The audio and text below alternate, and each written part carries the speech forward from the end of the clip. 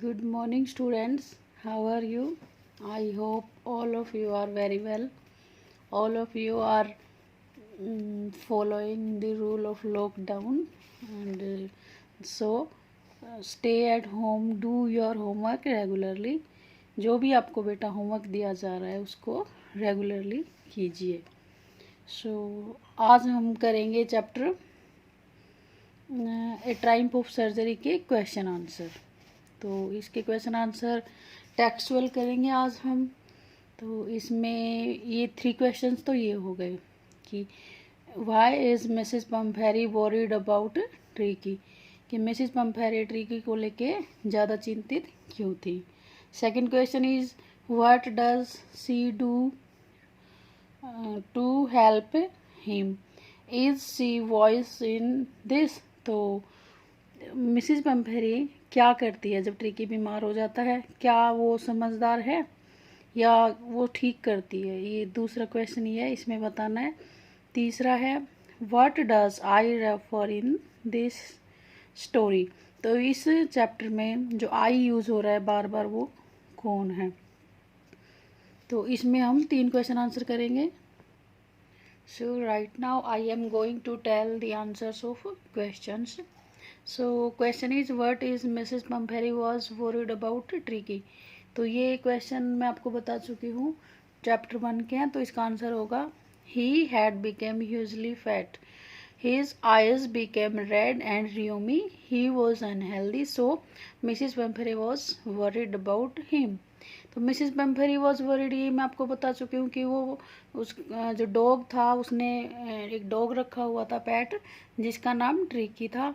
तो वो बहुत ज़्यादा ह्यूजली फैट, वो उसका वेट बहुत बढ़ चुका था, उसकी आइज़ थी वो रेड हो चुकी थी और उसमें पानी बह रहा था और वो अनहेल्दी था, मीन्स हेल्दी नहीं था. So Mrs Pumphrey was worried, इसलिए वो चिंतित थी.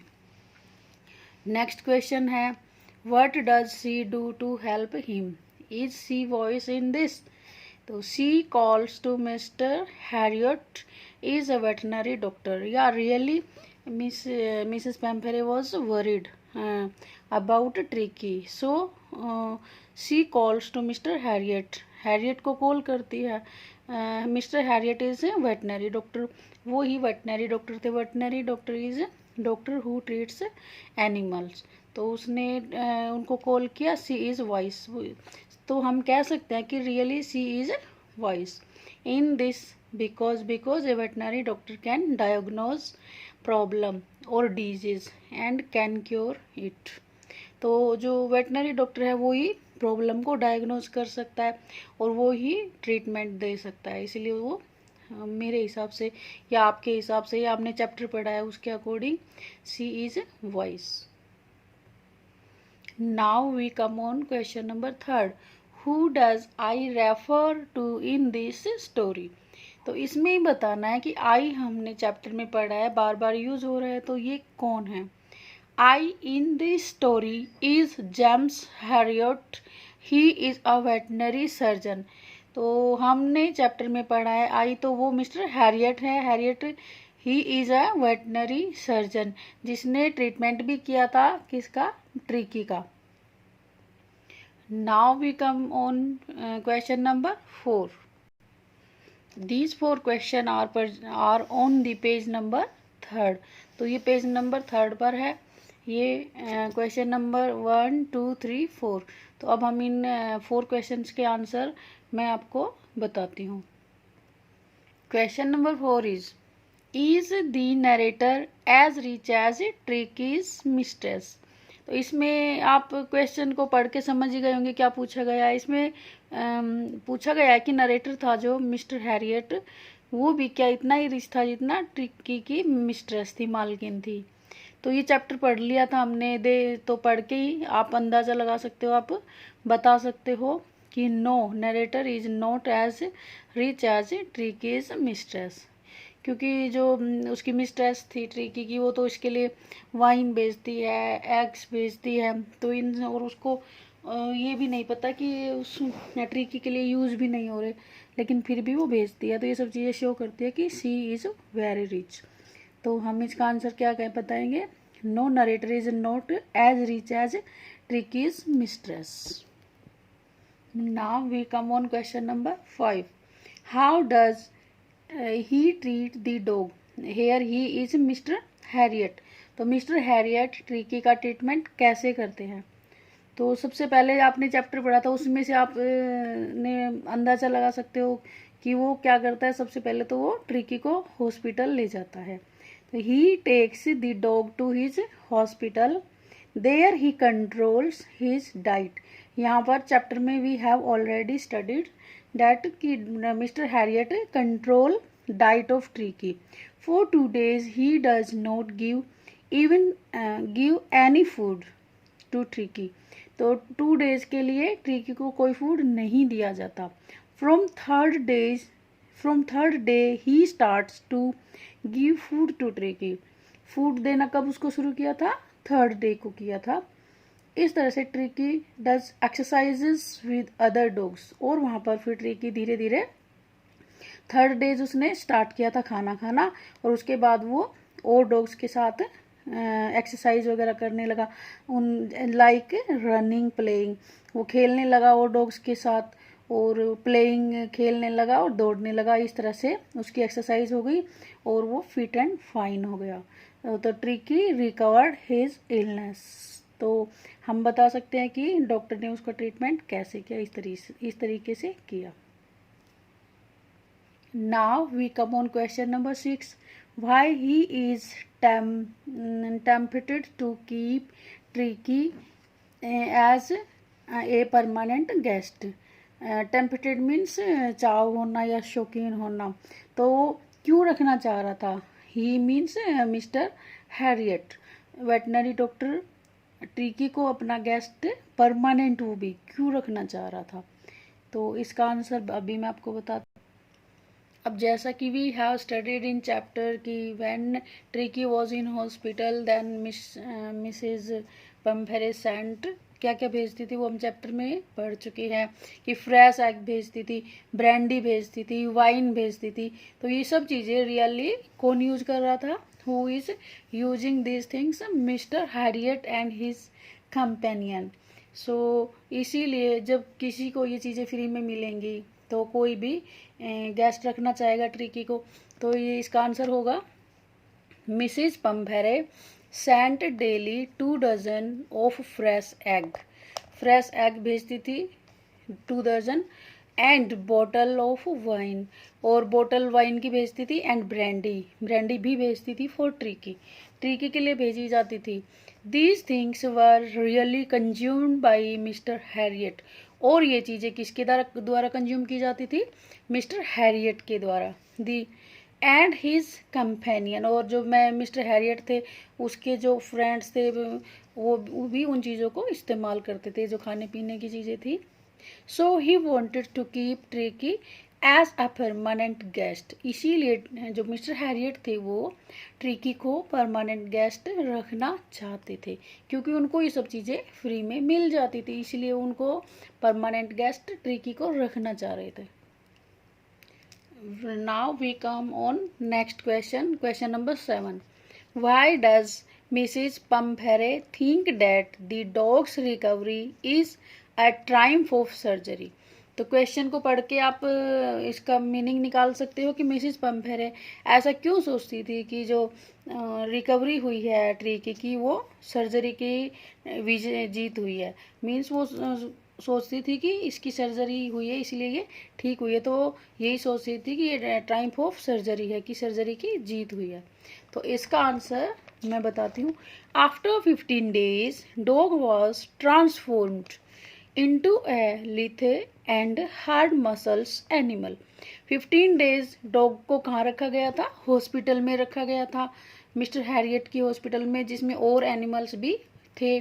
तो वहाँ पर उसका जो मैं आपको क्वेश्चन नंबर 6 में बता चुकी हूँ कि उनका खाना डिडक्शन हुआ था, उनको डाइट में कट किया गया था, उनको खाना कम दिया गया था, एक्सरसाइजेज हुई थी और रनिंग करते थे, प्लेइंग करते थे। इस तरह से वो कैसे ट्रांसफॉर्म हो गए, चेंज हो गए, वो हो गए एक अच्छी मसल्स बन गई उनकी, और उनका शरीर सुडौल हो गया।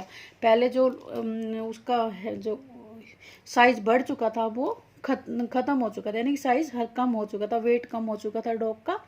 This is a Triumph of surgery, इसीलिए मिसेज पम्पेरे कहती है कि ये ट्रायम्फ ऑफ सर्जरी है। In really she did not know how tricky recover, सचमुच में तो उसको पता नहीं था कि ये कैसे ठीक हुए हैं, कि इनको कैसे ट्रीटमेंट दिया है। So she was very happy, अब वो बहुत ज़्यादा खुश थी। शी वॉज वेरी हैप्पी, ये शी वॉज वेरी हैप्पी मैंने यहीं पर लिख दिया। तो इस तरह से मिसेज पम्पेरे बहुत ज़्यादा खुश थी और वो ऐसा बोलती है, वो ऐसा सोचती है कि it is a triumph of surgery. Now we come on page number 6। Book हमारी है फुटप्रिंट्स विदाउट फीट और पेज नंबर है 6। अब इसके हम क्वेश्चन नंबर 3 डिस्कस करेंगे।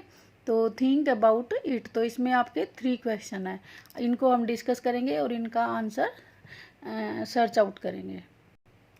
अब हम कर रहे हैं question think about it, page number 6। तो इसका फर्स्ट क्वेश्चन है what kind of a person do you think the narrator A veterinary surgeon is.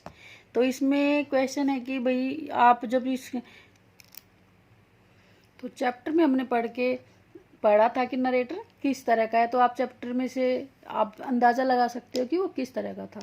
तो what kind of a person do you think the narrator, कि किस तरह के वो इंसान थे। A veterinary surgeon is, would you say he is tactful, tactful means good in behaviour, as well as full of common sense, common sense means good understanding, means practically जो सब कुछ समझ सके अकॉर्डिंग टू सिचुएशन। तो इसमें हमें बताना है कि वो मिस्टर हैरियट के बारे में कि वो कैसे थे, उनका बिहेवियर कैसा था।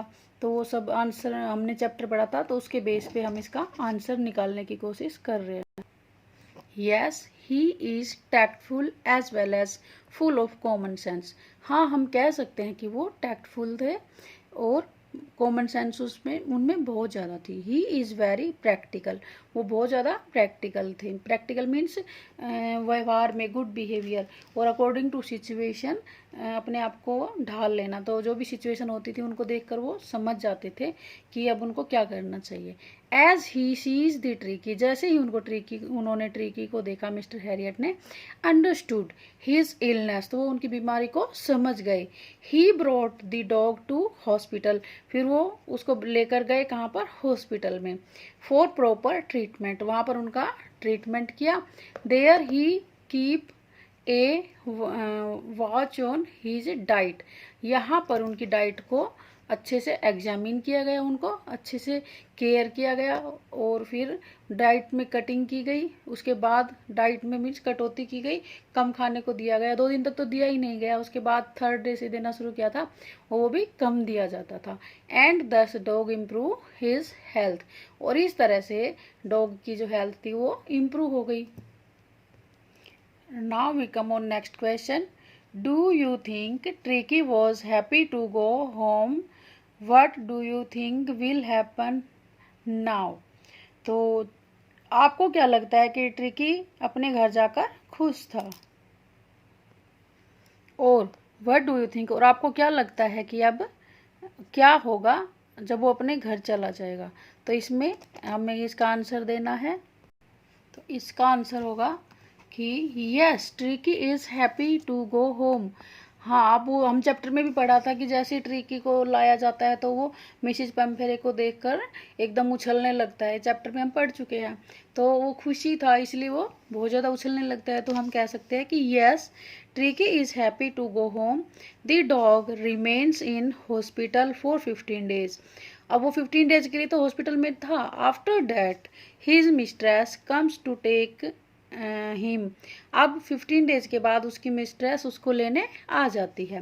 When dog sees his mistress, जैसे ही डॉग ने अपनी मिस्ट्रेस को देखा, ही रन्स एंड जंप, तो वह कूदता है, दौड़ता है और कूदता है। इनटू हर लैप, किसका, उसकी गोद में, किसकी में, मिसेस पम्पेरे की में। दिस शोज ऐसा हो रहेगा, this shows that he was happy. तो ये दर्शाता है क्या कि ही वॉज हैप्पी। यहाँ शोज में ऐसे हो रहेगा, ये रह गया था तो अब लगा लो, लिख लेना है इसको। This shows that he was happy. तो ये दर्शाता है कि वो बहुत खुश था। टू गो होम, घर जाके। Mrs Pumphrey is a loving mistress. लेकिन जो मिसिज पम्फेरे है वो अपनी डॉग को बहुत ज़्यादा प्यार करती है। तो I think she will again give him, यहाँ पर हिम रह गया, यानी कि डॉग को देगी। यहाँ पर हिम डॉग है, तो she will again give him too much food to dog. अच्छा, यहाँ पर डॉग आ गया था तो यहाँ पर हिम नहीं लगेगा, सॉरी, इसको हटा देना बेटा, ठीक है। तो I think she will again give too much food to dog. तो अब वो दोबारा डॉग को बहुत ज़्यादा खाना देगी। And made him ill again, और उसको दोबारा बीमार कर देगी। ऐसा हमें लगता है। अब पता नहीं, हो सकता है कि वो उसको खाना दे नहीं दे, लेकिन ऐसा लगता है क्योंकि उसका जो नेचर है मिसिज पम्फेरे का बहुत ज़्यादा सॉफ्ट है, तो इसलिए वो हमें ऐसा लगता है। तो ये आंसर हम इसका लिख रहे हैं। Now next question, do you think this is a real life episode और mere fiction और it is a mixture of both. तो इसमें ये क्वेश्चन है कि आपको बताना है कि ये रियल स्टोरी है या फिर फिक्शन है। फिक्शन मीन्स मनगढ़ंत कहानी, यानी कि इमेजिनेटिव, सोच समझ के लिखी गई कहानी। तो आपको क्या लगता है कि ये रियल एपिसोड है या फिर फिक्शन है, और it is a mixture of both, या फिर ये दोनों का मिक्सचर है। तो इसका आंसर आप अपने हिसाब से सोच के दे सकते हो। तो आज के टाइम में अकॉर्डिंग टू मी कि I think it is a real life episode. तो ये रियल लाइफ एपिसोड है। Mister Harriet was a veterinary surgeon. तो वो वेटनरी सर्जन थे। He had done many experiences on this kind in his career. तो वो अपने करियर में इस तरह की बहुत सारे इंसिडेंट देख चुके हैं। He has described most of such incidents in his book. तो वो बुक लिखते हैं, इसलिए उन्होंने अपनी बुक में इस तरह के इंसिडेंट बहुत ज़्यादा लिख रखे हैं, क्योंकि रियल लाइफ में ऐसा सचमुच होता है। तो ये रियल लाइफ स्टोरी है। Now we come on page number 7। तो पेज नंबर 7 पर आपके क्वेश्चन 4 हैं। तो ये 4 क्वेश्चन, इनके आंसर भी मैं आपको समझा रही हूँ। तो ये क्वेश्चन आंसर की डिस्कशन हम करते हैं start. This episode describes the silly behaviour of a rich women who is foolishly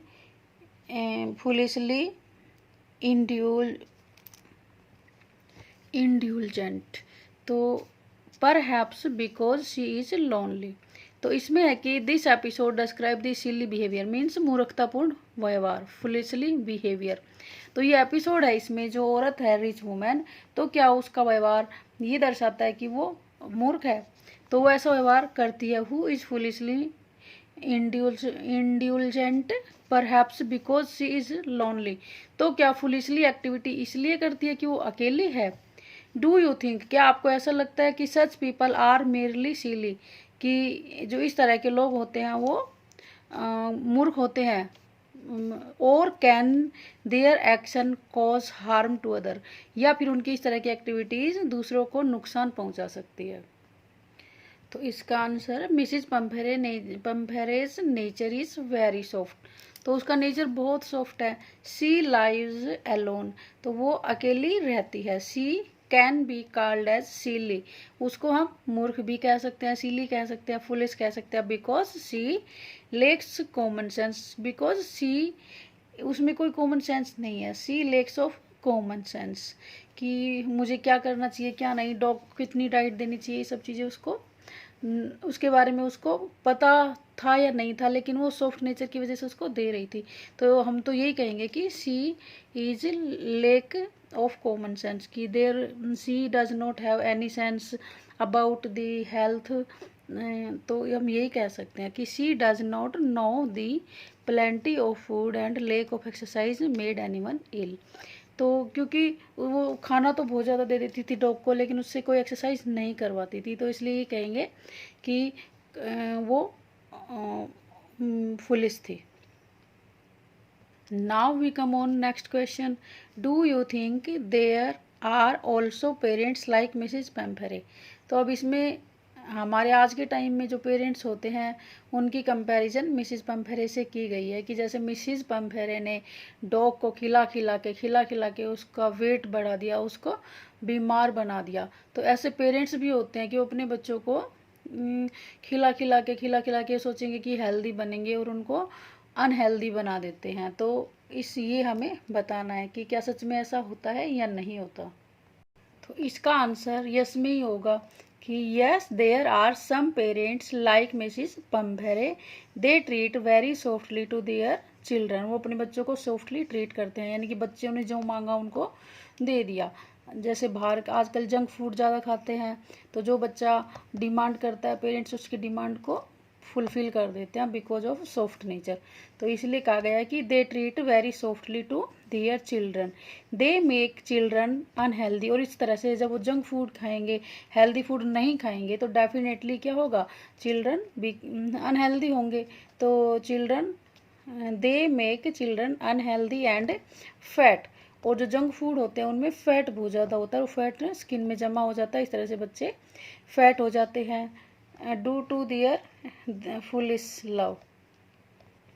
और ये सब क्यों कैसे होता है, बच्चे अनहेल्दी और fat due to their foolish love, यानी कि पेरेंट्स के जो प्यार होता है वो मूर्खतापूर्ण प्यार होता है, उसकी वजह से बच्चे ऐसे हो जाते हैं, बीमार हो जाते हैं। At last when situation gets out of control. और जब सिचुएशन अनकंट्रोल्ड हो जाती है, बच्चे में तरह तरह की डिजीज़ डेवलप होने लगती है, और उनमें इस तरह से जब अनकंट्रोल्ड सिचुएशन होती है तो दे रिपेंट, तब पेरेंट्स रिपेंट करते हैं, पछतावा करते हैं। तो इस तरह से हम कह सकते हैं कि मिसिज पम्फेरे जैसे भी पेरेंट्स होते हैं। Now we come on next question. तो क्वेश्चन इज कि what would you have done if you were a member of staff in Mrs Pumphrey, कि आप क्या करते अगर आप मिसिज पम्फेरे के हाउस होल्ड मीन्स घर में स्टाफ में नौकर होते, या उनके जो नौकर थे उनमें आप अगर होते तो क्या करते। दूसरा है कि अगर आप उसके पड़ोसी होते तो क्या करते। What would your life have been like in general. तो आपका जीवन कैसा होता, यानी कि दो सिचुएशन हमें दी गई है, एक तो उसका स्टाफ मेंबर बना दिया उसके जो नौकर थे उनमें, और दूसरा पड़ोसी। तो सच में हम अगर ऐसा होते तो हम what would your life have been like in general, तो आपका जीवन कैसा होता। If I were member of staff in Mrs. Pampere's household, then I would have told her to not make dog unhealthy by her foolish behavior। तो इसमें बताया गया है कि अगर मैं उनके घरेलू स्टाफ में मेंबर होता तो मैं क्या करता कि मिसिज पम्फेरे को एडवाइज करता कि डॉग को ज़्यादा खाना ना दे, कट कर दे डाइट में, और ट्रिकी को अनहेल्दी ना बनाए। तो इस तरह से ट्रिकी शायद बीमार होने से बच जाता। दूसरा है कि पड़ोसी, if I were neighbour of Mrs Pumphrey then I advised her to cut down diet of dog and to do more exercises like running, playing etcetera. तो फिर मैं अगर पड़ोसी होता तो एडवाइस करता क्या कि एक तो डाइट को कट किया जाए, डाइट उनकी कम की जाए डॉग की, और डॉग से ज़्यादा रनिंग करवाई जाए और प्लेइंग करवाई जाए। इस तरह से ट्रिकी शायद बीमार नहीं पड़ता। Now we come on next question.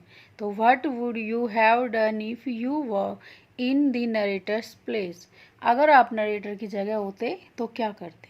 तो इसका सिंपल सा आंसर होगा कि हाँ, जो नरेटर ने किया वही हम करते, क्योंकि नरेटर ने बिल्कुल ठीक किया था। वो डॉग को अपने साथ ले गए थे, उसका ट्रीटमेंट जनरली किया था, कोई सर्जरी वगैरह नहीं की थी। If I had been in the narrator's place, अगर मैं नरेटर की जगह होता तो I would have alone I have done, sorry done है ये, ओ इसमें थोड़ा अलग हो रहा है।